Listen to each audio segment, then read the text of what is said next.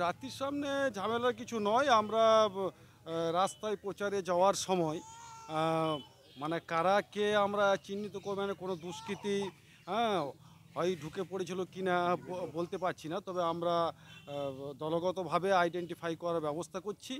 আমরা খুব তাড়াতাড়ি যারা এই দুষ্কৃতিমূলক কাজকর্ম করেছে আমরা তাদের বিরুদ্ধে দলগতভাবে ব্যবস্থা নেব। আপনাদের একজন কর্মী গায়ে হাত দিয়েছে শুনলাম। আমাদের কর্মী বলতে আমাদের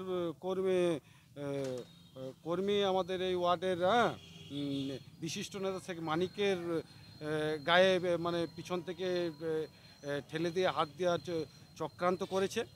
কিন্তু আমরা কেউ আমরা যেহেতু আজকে একটা এই প্রোগ্রাম চলছে, সেই প্রোগ্রাম পার হয়ে যাওয়ার পর আমরা কি হয়েছে সেটা আমরা সঠিকভাবে আইডেন্টিফাই করে আমরা দলগতভাবে তার বিরুদ্ধে ব্যবস্থা। প্রার্থী কীর্তি আজাদ কিন্তু যথেষ্ট মানে এখানে প্রচারে এসে হতাশ হলেন, কী বলবেন?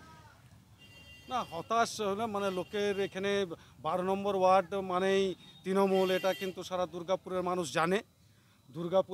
জানে। 12 নম্বর ওয়ার্ড তৃণমূলের বরাবরের যতবার নির্বাচন হয়েছে, দু একবার ছাড়া প্রত্যেকটা নির্বাচনে বিপুল ভোটে জয়ী হয়েছে।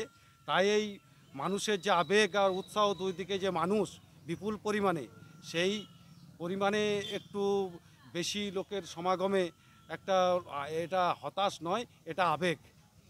কিন্তু প্রার্থী ঝামেলার পরে গিয়ে মন্দিরের চত্বরে বসে গেলেন মাথায় হাত দিয়ে, সেটা তো মানে উনি ওনার সামনে ওনার গায়ে ধাক্কা লাগলো।